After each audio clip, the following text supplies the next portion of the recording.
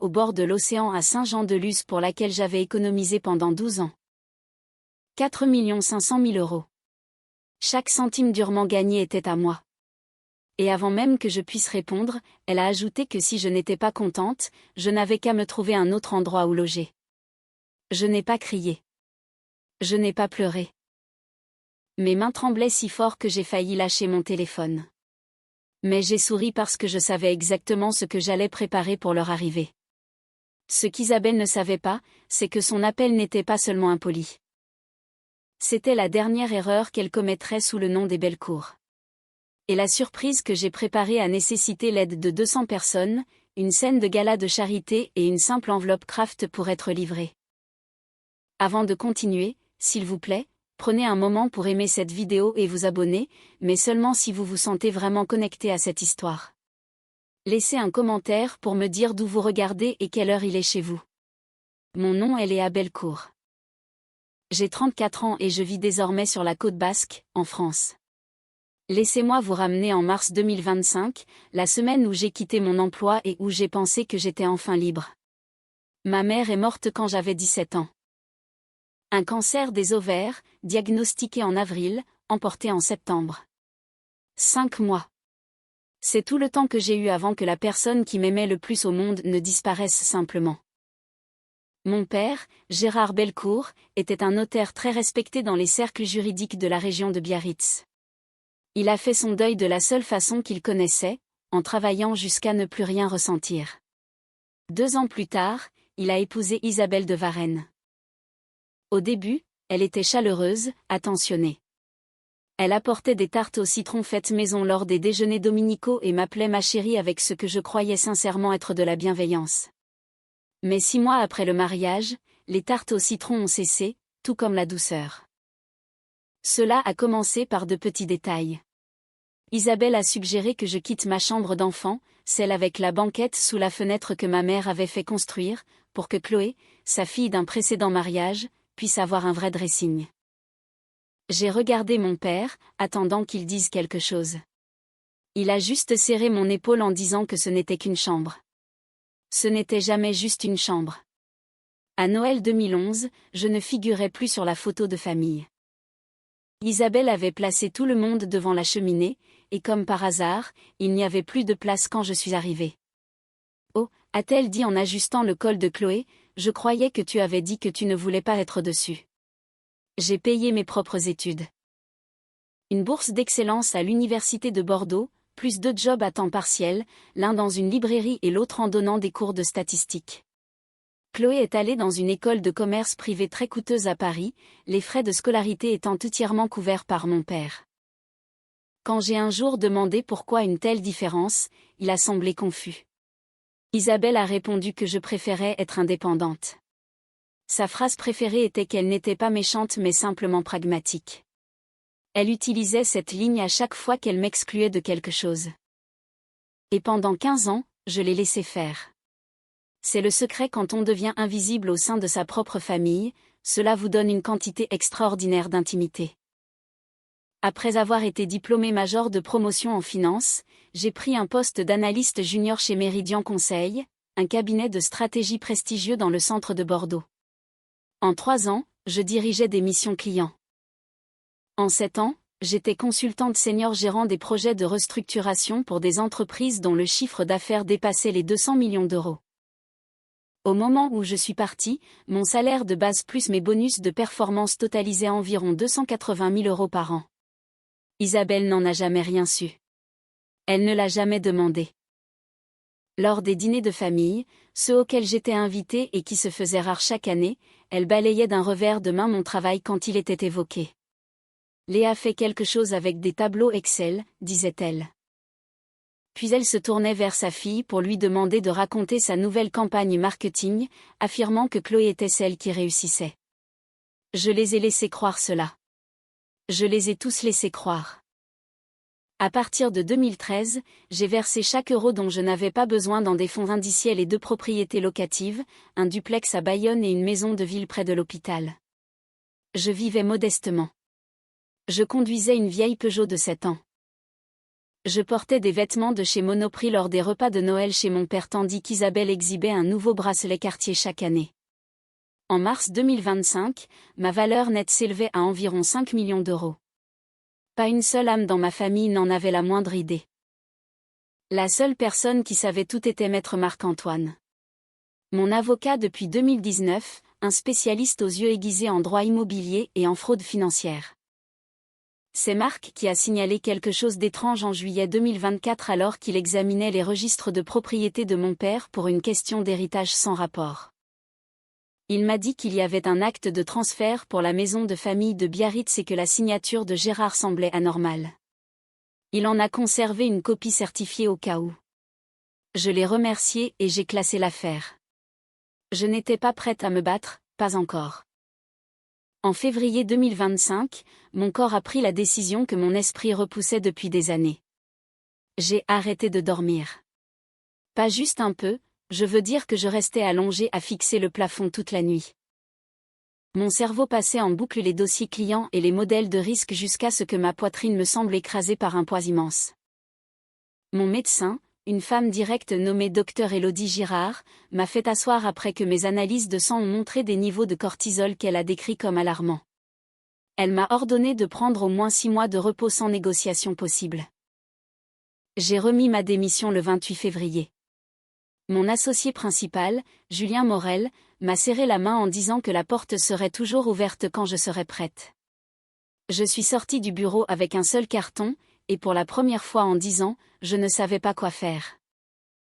Puis je me suis souvenue de ma mère. Elle parlait souvent d'une petite maison près de l'océan. Rien de luxueux, juste un endroit avec une terrasse et le bruit des vagues. Elle disait qu'elle l'achèterait quand elle serait à la retraite. Elle n'a jamais atteint la retraite. J'ai trouvé l'annonce un jeudi après-midi. Une villa à Saint-Jean-de-Luz, à seulement 20 minutes de Biarritz, 6 chambres, une façade en bois blanchi, une terrasse faisant tout le tour de la maison face à l'Atlantique. 400 mètres carrés habitables. Affiché à 4 500 000 euros. J'ai appelé Marc.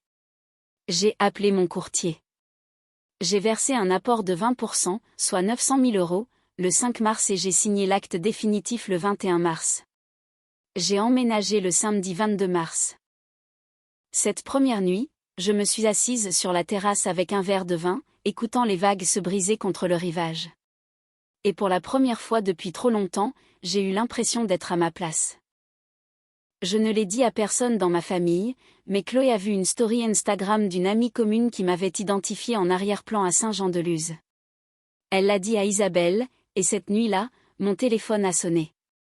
23h47. Le numéro d'Isabelle brillait sur l'écran. Je n'avais pas répondu à l'un de ses appels depuis 3 mois, mais quelque chose dans cette première nuit, le vin, les vagues, le sentiment stupide que peut-être les choses pourraient être différentes, m'a fait décrocher. Chloé m'a parlé de ta petite maison de plage, a dit Isabelle. Pas de bonjour, pas de félicitations. Sa voix avait ce ton sec et autoritaire qu'elle utilisait pour réorganiser les meubles ou la vie des gens. Elle a continué en disant que ton père et moi avions besoin d'un changement d'air, que la ville était épuisante et qu'ils emménageaient demain. Ton père a dit que c'était très bien, a-t-elle ajouté. Je suis restée silencieuse pendant 5 secondes. Elle les a comblés en déclarant qu'il prendrait la chambre principale évidemment, que Chloé prendrait la chambre avec vue sur l'océan et que je pourrais avoir celle à l'arrière, petite mais que j'avais l'habitude de la petitesse. Ma main libre serrait la rambarde de la terrasse. J'ai demandé si papa avait vraiment dit ça et si je pouvais lui parler. Elle a répondu qu'il dormait, qu'il ne fallait pas le réveiller à cause de son cœur, et que honnêtement, si je n'étais pas contente, je pouvais aller ailleurs, car ce n'était pas comme si je ne pouvais pas me payer un motel. Mes mains tremblaient. Ma mâchoire était contractée, mais ma voix est sortie calme, presque douce. J'ai dit que c'était d'accord et que je préparerais tout pour leur arrivée. Elle a raccroché sans dire au revoir. Elle ne disait jamais au revoir. Je suis restée assise dans le noir pendant 20 minutes à regarder l'océan que je ne voyais pas. Puis j'ai appelé mon père. Il était minuit 15. Il a décroché à la 2e sonnerie, bien réveillé. Ma chérie, a-t-il dit, je n'ai jamais dit rien de tout cela. Isabelle m'a dit que c'est toi qui nous avais invités pour le week-end. C'est là que tout s'est mis en place dans ma tête, de la même manière que cela avait dû se passer pour Marc 8 mois plus tôt en fixant une signature qui ne correspondait pas. Si Isabelle pouvait inventer les paroles de mon père en face de moi, falsifier son nom sur un morceau de papier n'était rien pour elle. Je n'ai pas dormi cette nuit-là, mais pour la première fois en 15 ans, je n'étais pas triste. J'étais lucide. À 7 heures le lendemain matin, j'ai appelé maître Marc-Antoine. Je lui ai demandé la copie certifiée du transfert de propriété de la maison de Biarritz, celle avec la signature suspecte. Marc n'a pas demandé pourquoi. Il me connaissait assez pour reconnaître le changement de ton. À 9h30, les documents sont arrivés dans ma boîte mail sécurisée. Une copie scannée d'un acte de transfert daté du 12 avril 2024, c'est dans la maison familiale de mon père évaluée à 1 100 000 € à une entité appelée Varenne Prestige Propriété. Je n'en avais jamais entendu parler. Mon père non plus, j'en étais certaine. J'ai consulté le registre du commerce. Varenne Prestige Propriété avait été enregistré en novembre 2022. Associé unique Isabelle de Varenne. Aucun autre dirigeant, aucun autre nom. J'ai alors fait ce que 12 ans de conseil m'avaient appris à faire. J'ai comparé les signatures. J'ai extrait la signature de Gérard Belcourt de l'acte de transfert et je l'ai placée à côté de ses signatures sur son testament, sa procuration médicale et une carte d'anniversaire qu'il m'avait envoyée en 2023. Les différences étaient immédiates. La majuscule G de Gérard n'avait pas sa boucle distinctive. La pression du stylo était inégale, lourde au début, légère à la fin. La marque de quelqu'un qui dessine une forme plutôt que d'écrire un nom. Marc a confirmé ce que je savais déjà, ce n'était pas une signature faite un mauvais jour mais une contrefaçon simulée. Il nous fallait un expert certifié pour que cela tienne devant un tribunal. Il m'a recommandé Patricia Sloan, une experte en documents légaux accréditée qui avait témoigné dans plus de 40 affaires fédérales. Si elle disait que la signature était fausse, aucun tribunal ne pourrait le contester. Marc a ajouté qu'il avait trouvé 3 retraits de l'assurance vie de Gérard totalisant 350 000 € versés sur un compte au Crédit Mutuel sous le nom de Varenne. Nous aurions besoin d'une injonction pour avoir les relevés complets. J'ai fixé l'écran. Ce n'était plus un drame familial. C'était un crime. Ils sont arrivés à 10 h le lendemain matin. 2 gros SUV noirs remplis jusqu'au toit de bagages, de coussins décoratifs et de ce qui semblait être un ensemble complet de serviettes de bain brodées. Isabelle est sortie la première, ses lunettes de soleil de créateur relevées dans ses cheveux décolorés, inspectant la propriété comme un acheteur examine une saisie. Pas mal pour une maison de débutante, a-t-elle dit. Une maison de débutante de 400 mètres carrés à 4,5 millions. Elle a marché droit vers la chambre principale comme si elle en connaissait déjà les plans par cœur. En 1 heure, mes vêtements étaient en tas sur le sol du couloir et ses housses de vêtements étaient suspendues dans mon placard. Chloé a pris la chambre avec vue sur l'océan. J'ai été dirigée vers la plus petite chambre du rez-de-chaussée, celle initialement prévue pour être un débarras dans ma propre maison. Mon père suivait derrière elle, portant un seul sac de voyage, ressemblant à un homme qu'on aurait fait monter dans la mauvaise voiture. Il a croisé mon regard dans le couloir et a murmuré qu'il était désolé. J'ai secoué la tête légèrement en pensant pas encore. Ce soir-là, Isabelle a invité 3 couples de son cercle social pour dîner sans prévenir, avec les courses que j'avais achetées. Elle leur a fait visiter chaque pièce, sa main balayant la cuisine ouverte comme une présentatrice de jeux télévisés. Gérard voulait une maison de plage, leur a-t-elle dit radieuse, alors j'ai fait en sorte que ça arrive. Pas une seule personne à cette table ne savait que je possédais la maison. Personne ne l'a demandé. J'ai fait la vaisselle. J'ai souri. Et à 21h47, mon téléphone a vibré avec un mail de Marc. L'experte Patricia Sloan avait terminé son examen préliminaire. Sa conclusion était que la signature sur l'acte de la maison de Biarritz était très probablement une contrefaçon. J'ai séché le dernier verre, je l'ai posé sur l'étagère et je suis allée dans ma petite chambre. À 23h, quand la maison fut calme, un second mail de Marc est arrivé avec pour objet de l'appeler dès le lendemain matin car c'était plus grave que prévu. J'ai attendu jusqu'à 6h45, puis je me suis glissée par la porte arrière pour marcher sur la plage. La marée était basse. J'ai appelé Marc depuis le bord de l'eau pour que le bruit des vagues couvre ma voix. Les retraits de l'assurance vie n'étaient que le début, m'a-t-il dit. Elle a ouvert une carte de crédit supplémentaire sous le nom de Gérard, avec son numéro de sécurité sociale et son historique de crédit, en se mettant comme utilisatrice autorisée.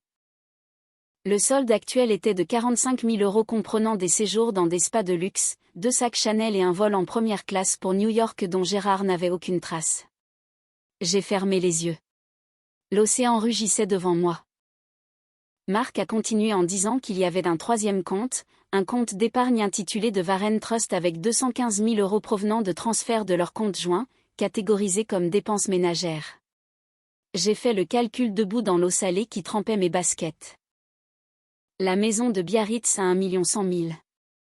L'assurance vie à 350 000. La carte de crédit à 45 000. Le compte de confiance à 215 000. Total d'environ 1 710 000 € volés à mon père à son insu pendant qu'il se remettait d'un léger malaise cardiaque et faisait confiance à sa femme pour gérer le foyer. Ce même après-midi, Patricia Sloan a déposé son rapport officiel numéro PS 250087. Sa conclusion était sans ambiguïté. La signature sur l'acte du 12 avril était une contrefaçon simulée avec le plus haut niveau de probabilité. Nous faisions face à un faux en écriture et à l'abus de faiblesse d'une personne vulnérable. Marc a précisé que les deux étaient des délits graves. Il m'a demandé ce que je voulais faire. Si je le signalais maintenant, Isabelle serait arrêtée, Gérard serait dévasté et toute la ville le saurait avant le dîner. Marc a marqué une pause en mentionnant que le gala annuel de bienfaisance du barreau était le 14 juin et qu'Isabelle y serait honorée comme philanthrope de l'année. Si une partie de l'argent volé avait coulé dans la fondation, la distinction serait basée sur une fraude. Il a laissé entendre que je devais choisir entre finir cela dans un commissariat ou sur la scène qu'elle s'était construite elle-même. J'ai connu la réponse avant qu'il ne finisse sa phrase. 84 jours. C'est ce qu'il me restait entre le 23 mars et le 14 juin. J'ai divisé le plan en 3 phases. Phase 1, mars et avril, compiler chaque preuve dans un dossier capable de résister à l'examen d'un juge ou d'une salle pleine d'avocats. Phase 2, mai, protéger mon père, transférer la surveillance de ses finances à un mandataire indépendant, stabiliser sa santé et le préparer à ce qui arrivait. Phase 3, les 2 premières semaines de juin, coordonner la révélation lors de l'événement auquel Isabelle tenait plus qu'à n'importe quoi au monde. Marc a déposé la demande d'injonction auprès du tribunal de Bayonne le 28 mars. Patricia Sloan travaillait déjà sur sa comparaison médico-légale complète. Les pièces bougeaient, mais j'avais besoin d'une personne de plus. Quelqu'un dont la crédibilité ne pourrait pas être écartée par Isabelle. J'ai appelé Dominique Faure. Dominique avait 52 ans, elle était rédactrice en chef du magazine Provence Prestige qui chroniquait chaque gala et soirée mondaine. Plus important encore, elle avait été la colocataire d'université de ma mère. Elles étaient restées proches jusqu'à la fin. Quand je lui ai raconté ce que j'avais trouvé, la ligne est restée silencieuse longtemps. Puis Dominique a dit qu'elle avait des doutes sur Isabelle depuis des années, qu'elle donnait beaucoup mais ne laissait jamais personne voir les comptes. Elle a accepté de venir au gala en tant que presse. Si les preuves tenaient, elle publierait une enquête complète dans son magazine lu par toute l'élite de la région. Elle a posé une condition, que chaque document soit vérifié indépendamment avant qu'elle n'écrive un mot. Vivre avec Isabelle dans la villa pendant ces semaines était comme partager une cage avec quelqu'un qui ne savait pas que le verrou était déjà cassé. En avril, elle s'est installée pour de bon. Elle a changé les serrures de la chambre principale, ma chambre, sans demander. Elle a engagé un décorateur pour refaire le salon dans ce qu'elle appelait le chic côtier avec un canapé en lin à 12 000 €. La facture est arrivée dans ma boîte aux lettres avec une note me demandant de m'en occuper. Je l'ai payée. J'avais besoin qu'elle soit à l'aise, qu'elle soit imprudente. Chaque vendredi, elle organisait des apéritifs au coucher du soleil avec des couples de son cercle, buvant mon vin sur ma terrasse pendant qu'elle racontait sa vie comme si elle l'avait bâtie de rien. J'ai entendu une fois qu'elle disait à une femme que je traversais une phase difficile, que j'avais quitté mon petit boulot et que je vivais sur mes économies, et qu'ils étaient là pour surveiller que j'allais bien. La femme m'a regardé avec pitié. Mon père m'a prise à part un soir pour me demander si j'allais bien. Je lui ai assuré que j'allais mieux que bien. Il a étudié mon visage mais n'a pas insisté. Gérard Belcourt avait passé 63 ans à faire confiance aux mauvaises personnes. Un après-midi, pendant qu'Isabelle était à un rendez-vous au spa, j'ai pris la tablette qu'elle avait laissée sur le comptoir. Son historique de recherche était ouvert. La recherche la plus récente était comment ajouter un nom sur un acte de propriété en France. Elle ne faisait pas que passer, elle prévoyait de mettre son nom sur ma maison. Le soir même, Marc m'a appelé pour dire que l'injonction avait été approuvée et que nous aurions les relevés bancaires sous 2 semaines. Il a ajouté qu'il y avait un autre compte que nous n'avions pas encore vu. Les relevés sont arrivés au bureau de Marc le premier lundi de mai sous pli confidentiel. Je me suis assise dans ma voiture sur un parking public pour être certaine qu'Isabelle n'entendrait rien. Le compte de Varenne correspondait à nos attentes avec les 350 000 € de l'assurance vie déposée en 4 fois. Marc a confirmé la carte de crédit de 45 000 €. Mais il y avait aussi ce compte d'épargne Varenne Trust avec 215 000 € transférés du compte joint de Gérard, listé comme dépenses ménagères alors que tout allait sur ce compte séparé. J'ai regardé à travers le pare-brise les herbes du marais pliées sous le vent. Le préjudice total était d'environ 1 710 000 €. Marc a dit que si je le disais à mon père maintenant, il l'affronterait et que cela pourrait gâcher le plan du gala ou pire, briser son cœur. Nous avons convenu de lui parler le 1er juin, 13 jours avant le gala. Assez tôt pour qu'il se prépare, assez tard pour qu'Isabelle n'ait pas le temps de construire un contre-récit. Cette même semaine, l'experte a envoyé un complément à son rapport. L'écriture de la signature contrefaite sur l'acte de Biarritz était cohérente avec celle de la demande de carte de crédit frauduleuse. Même personne, mêmes habitudes de stylo, même crime. Le dimanche 1er juin, je me suis levée avant l'aube. Isabelle ne se levait jamais avant 9 h le week-end. J'ai trouvé mon père sur la terrasse à 5h45 avec son café. Je lui ai demandé de marcher avec moi. Nous sommes allés sur la plage. J'ai attendu que nous soyons assez loin de la maison pour que même des cris ne puissent nous atteindre. Puis j'ai ouvert le dossier. Je lui ai montré l'acte de transfert, le rapport médico-légal, les relevés bancaires des 3 comptes. Je lui ai montré l'enregistrement de la société Varenne Prestige Propriété au nom de sa femme. J'ai exposé les faits comme une présentation client. Gérard a lu chaque page. Ses mains tremblaient. Une veine battait sur sa tempe. Aucun de nous n'a parlé pendant 3 minutes. Le seul son était celui de l'océan. Je n'ai pas signé ça, a-t-il dit enfin, sa voix étant à peine audible. Il a pressé ses paumes contre ses yeux. Quand il les a baissés, ils étaient rouges. Il s'est excusé, disant qu'il aurait dû me protéger. Je lui ai répondu qu'il ne pouvait pas savoir car elle avait tout fait pour. Gérard a accepté tout le plan, le témoignage écrit, le gala et le silence jusqu'au 14 juin. Marc a fait certifier sa déclaration 2 jours plus tard.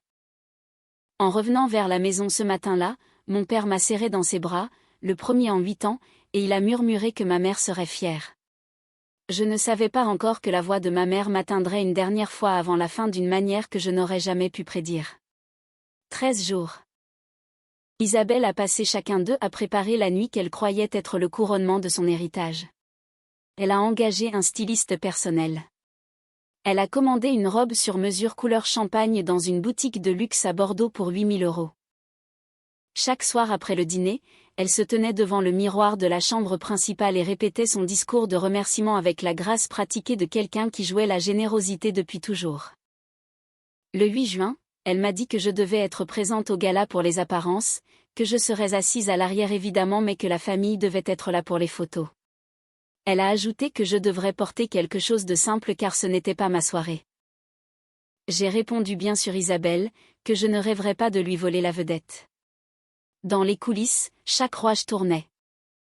Marc a finalisé le dossier de preuve avec le rapport de Patricia Sloan, les relevés bancaires, l'enregistrement de la société et une capture d'écran de l'historique de recherche d'Isabelle récupérée sur la tablette familiale. Tout était scellé dans une enveloppe Kraft.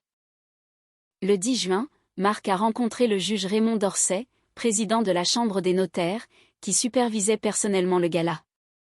Marc a présenté le dossier. Le juge l'a examiné pendant 45 minutes dans son bureau, a posé 3 questions de clarification et a retiré ses lunettes de lecture.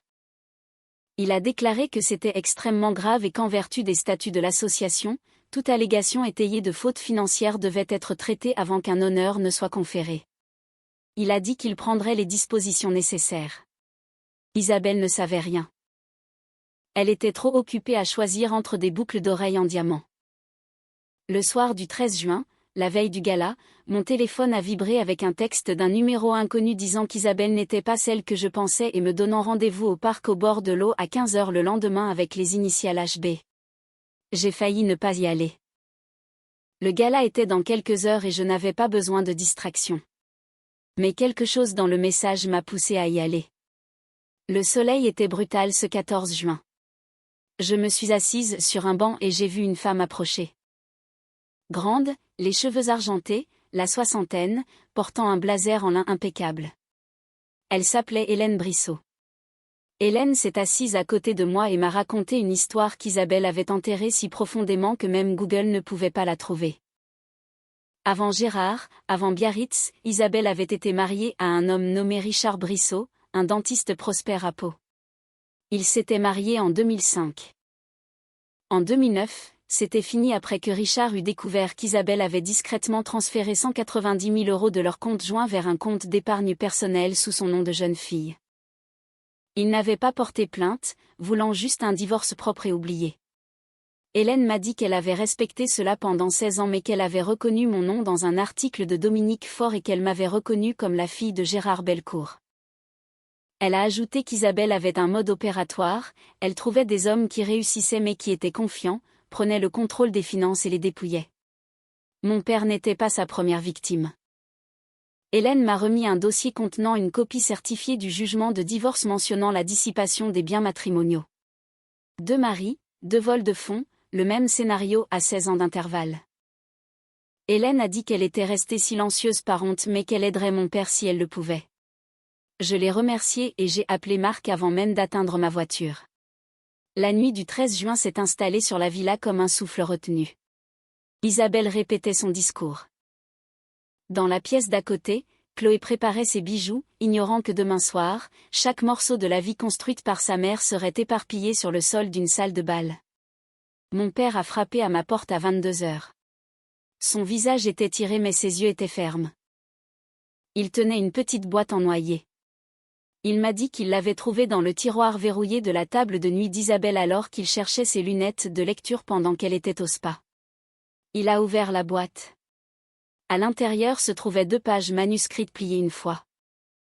Le papier avait jauni sur les bords. J'ai reconnu l'écriture de ma mère instantanément. La lettre était datée de 3 jours avant sa mort. Ma chérie, ma fille courageuse, tu n'as besoin de la permission de personne pour vivre ta vie. Tu es assez. Tu as toujours été assez. Ne laisse jamais personne te faire douter de cela. Isabelle avait gardé cette lettre cachée pendant 17 ans.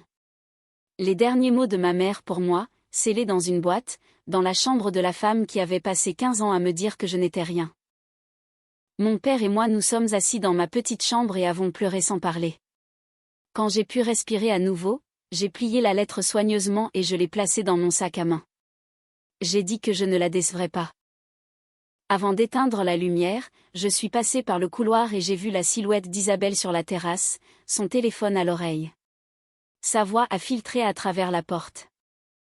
Elle disait de ne pas s'inquiéter, qu'après le gala elle ferait transférer l'acte de propriété et que je ne remarquerais rien avant que ce ne soit fait. Elle parlait de ma maison, celle que j'avais achetée avec 12 ans de travail invisible, et elle prévoyait de me la prendre dès qu'elle aurait son trophée en main. Je suis allée me coucher.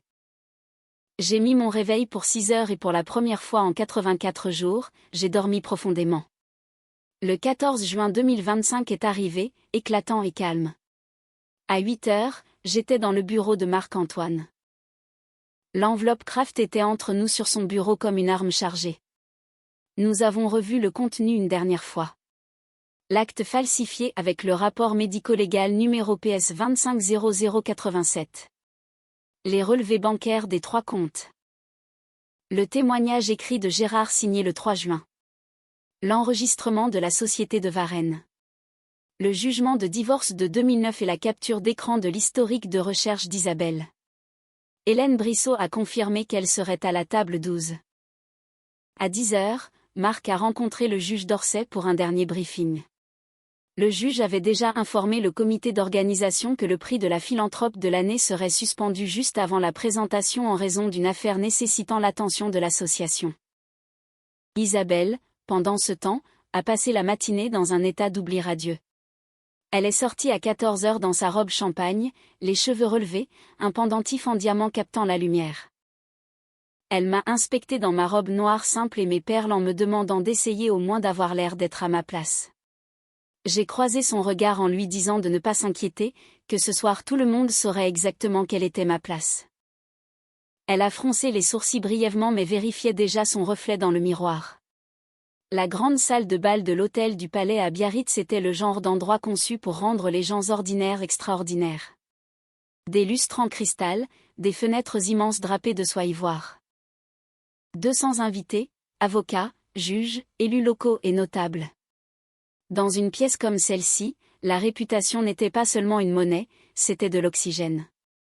Isabelle circulait dans la foule comme si la soirée avait été chorégraphiée autour d'elle. Elle embrassait des joues, serrait des mains. Elle s'est assise à la table 1, la position VIP devant la scène. Gérard était à côté d'elle, rigide, son verre d'eau intact. Il n'avait pas regardé Isabelle depuis leur arrivée. Elle ne l'avait pas remarqué. J'étais à la table 18 près de l'entrée de service, la table qu'Isabelle m'avait assignée. Marc était à ma gauche, sa mallette sous sa chaise. À 20h30, le maître de cérémonie a tapé sur le micro. Mesdames et messieurs, avant de passer à la remise des prix, l'association a une brève annonce à faire. Isabelle s'est redressée, elle a lissé sa robe et a souri. Puis le juge Raymond d'Orsay s'est levé, s'est dirigé vers le podium et a déclaré qu'il regrettait d'informer l'Assemblée qu'ils avaient reçu des informations nécessitant leur attention avant de poursuivre. 200 paires d'yeux se sont tournés vers la scène. Le sourire d'Isabelle n'a pas vacillé, pas encore, mais j'ai vu ses doigts se serrer sur sa serviette. La voix du juge a résonné avec gravité en expliquant qu'en vertu des statuts, toute allégation de faute financière concernant un nommé devait être examinée. Il a ajouté qu'ils avaient reçu une plainte formellement documentée soutenue par des preuves médico-légales, des témoignages sous serment et des relevés bancaires vérifiés. Il a précisé que la plainte avait été déposée par un membre de la propre famille de la nommée. Un murmure a parcouru les tables. Isabelle s'est levée avant que le juge n'ait fini, affirmant que c'était absurde et demandant qui avait déposé cela. Le juge m'a regardé et a invité mademoiselle Léa Bellecour à présenter ses preuves. Le murmure est devenu une vague. Les têtes se sont tournées. Les yeux d'Isabelle m'ont trouvé à la table 18 tout au fond. Pendant une longue seconde, nous nous sommes regardés à travers 17 tables et 15 ans de silence. Je me suis levée. J'ai pris l'enveloppe Kraft et j'ai marché. 17 tables, chaque pas délibéré, chaque pas audible sur le parquet poli. Je sentais le poids de chaque regard. Gérard restait immobile, ses mains croisées sur la table. Il ne regardait pas sa femme. Je suis montée sur scène. 200 visages me fixaient. J'ai posé l'enveloppe sur le podium, je me suis penchée vers le micro et j'ai pris une grande inspiration. J'ai dit que je n'étais pas venue pour détruire qui que ce soit, mais parce que la vérité ne pouvait plus attendre. J'ai ouvert l'enveloppe et sorti le premier document. J'ai expliqué qu'en avril 2024, un acte de transfert avait été déposé concernant la maison familiale de Biarritz au profit d'une société appelée Varennes Prestige Propriété. J'ai brandi l'acte. L'écran de projection derrière moi s'est allumé avec un scan haute résolution montrant la signature Gérard Bellecour. J'ai déclaré que cette signature n'était pas celle de mon père. Je suis passé à la diapositive suivante, une comparaison côte à côte. À gauche la signature de l'acte, à droite l'authentique signature de Gérard. Les différences étaient visibles même du fond de la salle. J'ai cité le rapport de Patricia Sloan confirmant qu'il s'agissait d'une contrefaçon simulée au plus haut niveau de probabilité. La salle était plongée dans un silence d'air pur, le silence d'une pièce qui a collectivement arrêté de respirer. Mon père s'est levé de la table 1. Sa voix était rauque mais claire quand il a déclaré qu'il n'avait pas signé ce document, qu'il ne connaissait pas cette société et qu'il n'avait jamais autorisé le transfert de sa maison. Isabelle a agrippé le bord de la table en lui demandant de dire qu'il l'avait signé. Il l'a regardé pour la première fois de la soirée et a lentement secoué la tête. J'ai sorti le deuxième jeu de documents. J'ai expliqué que 350 000 € avaient été retirés de l'assurance vie de mon père pour être déposés sur un compte au nom de Varenne. La diapositive suivante a montré les relevés bancaires avec les montants surlignés.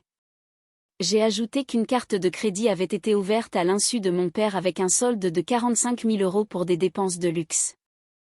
Enfin, j'ai mentionné le compte Varenne Trust contenant 215 000 € détournés du compte joint sous couvert de dépenses ménagères. J'ai posé les documents sur le podium en précisant que le montant total détourné était d'environ 1 710 000 €, ce qui constituait un abus de faiblesse sur personnes vulnérables, mon père ayant 63 ans et des antécédents cardiaques. Isabelle s'est tournée vers la salle, les larmes sont venues immédiatement, parfaitement chronométrées. Elle a crié que je mentais, que c'était un malentendu familial et que j'osais transformer un dîner de charité en procès public. Le juge d'Orsay a parlé d'une voix ferme en annonçant que les preuves ayant été vérifiées, l'association révoquait le prix de la philanthrope de l'année avec effet immédiat. La bouche d'Isabelle s'est ouverte mais aucun son n'est sorti. Puis, de la table 12, Hélène Brissot s'est levée. Elle a décliné son identité et a raconté l'histoire de son ex-mari Richard, victime du même procédé en 2009 pour 190 000 €. Elle a brandi le jugement de divorce. Elle a remis le document au juge qui l'a accepté sans un mot. Le murmure est devenu une clameur. 200 personnes ont commencé à parler à la fois. J'ai vu des avocats échanger des regards lourds de sens. Isabelle est restée figée, sa robe champagne brillant sous les lustres. Chloé pleurait à table, la tête basse. Mon père est monté sur scène et s'est tenu à côté de moi au podium. Il n'a pas pris le micro, il n'en avait pas besoin. Se tenir là, face à la salle, suffisait. Isabelle nous a regardés, puis a balayé du regard les 200 visages qu'il admirait 10 minutes plus tôt. Pas un seul n'a croisé son regard. Elle a pris son sac et s'est dirigée vers la sortie. Le bruit de ses talons sur le marbre a résonné longtemps après que la porte se soit refermée derrière elle. Personne ne l'a suivie. Le juge est revenu au micro pour annoncer qu'un audit complet de la fondation serait mené. Ce qui s'est passé ensuite était inattendu. Un grand avocat renommé, maître Renan Kéradec, est venu vers moi pour me serrer la main et me dire que j'avais présenté cela plus clairement que la moitié des avocats qu'il avait engagés en 20 ans, et il a offert de représenter mon père gratuitement. Je suis revenu une dernière fois au micro pour dire que je n'étais pas là pour détruire mais pour que mon père connaisse la vérité, car le silence n'est pas de la loyauté mais de la reddition. Les applaudissements ont commencé à la table 12 avec Hélène, puis se sont propagés dans toute la salle. Mon père m'a pris le bras pour descendre les marches. Son emprise était ferme. Le trajet de retour vers Saint-Jean-de-Luz a duré 20 minutes dans le silence. Puis, sur le pont, il a dit qu'il demanderait le divorce lundi. Je n'ai pas argumenté, j'ai juste serré sa main. Quand nous sommes arrivés, la maison était sombre. Les affaires d'Isabelle étaient encore là, mais elles n'y étaient plus. Le téléphone de Gérard a vibré 14 fois cette nuit-là. Des messages d'Isabelle passant de la supplication à la colère, puis aux accusations. Chloé m'a appelé à 23h30 en pleurant, me demandant pourquoi j'avais fait ça à sa mère. J'ai répondu que j'étais désolée pour sa douleur, mais que sa mère avait volé près de 2 millions d'euros et qu'elle s'apprêtait à prendre ma maison. Chloé a fini par murmurer qu'elle le savait. Après avoir raccroché, je suis restée sur la terrasse. Je ne me sentais pas victorieuse mais vide, comme lorsqu'on retire quelque chose qui poussait en vous depuis des années. Mon père est venu s'asseoir à côté de moi et a posé la lettre de ma mère entre nous en disant de la garder car elle m'avait toujours appartenu. La dernière menace d'Isabelle disant que je le regretterais n'était pas vaine. Le lendemain, un site de potins locaux publiait un article où Isabelle m'accusait d'avoir orchestré une humiliation publique par jalousie. Les commentaires étaient partagés, certains me traitant de monstre. J'ai ressenti cette vieille envie de m'excuser, de plaire. J'ai appelé Marc qui m'a dit de ne pas répondre et de laisser l'article de Dominique faire son œuvre. À 18h, le magazine a publié l'enquête complète. Le titre était La philanthrope qui volait. L'article était une pièce de journalisme chirurgical. En 12 heures, il a atteint des dizaines de milliers de vues. Le site de Potin s'est rétracté à minuit. Le barreau a officiellement annulé le prix et suspendu la fondation. 3 grands sponsors se sont retirés pour une valeur de 420 000 €. Le lundi 16 juin, mon père a déposé sa demande de divorce pour fraude et dissipation de biens. Marc a déposé une plainte pénale pour faux, abus de faiblesse et fraude à l'identité. Une enquête a été ouverte immédiatement. Isabelle a dû engager un avocat pénaliste qui a tenté de proposer un accord à l'amiable. J'ai refusé immédiatement. Début juillet, l'audit de la fondation a révélé que 85 000 € de dons avaient été détournés pour les dépenses personnelles d'Isabelle. Le montant total du préjudice est passé à 1 920 000 €. Isabelle a été mise en examen et libérée sous caution avec un bracelet électronique et une interdiction de contacter Gérard. Les journaux nationaux ont repris l'affaire. Un soir de juillet, je me suis assise avec mon père sur la terrasse. Je lui ai dit que je l'aimais mais que je ne serais plus jamais la version de moi-même qui se taisait pour mettre tout le monde à l'aise. Il a promis de voir un thérapeute pour comprendre comment il avait pu laisser cela se produire pendant 15 ans. J'ai écrit à Chloé pour lui dire que je ne la détestais pas mais qu'elle devait choisir l'honnêteté. Fin juillet, nous nous sommes vus dans un café à Biarritz.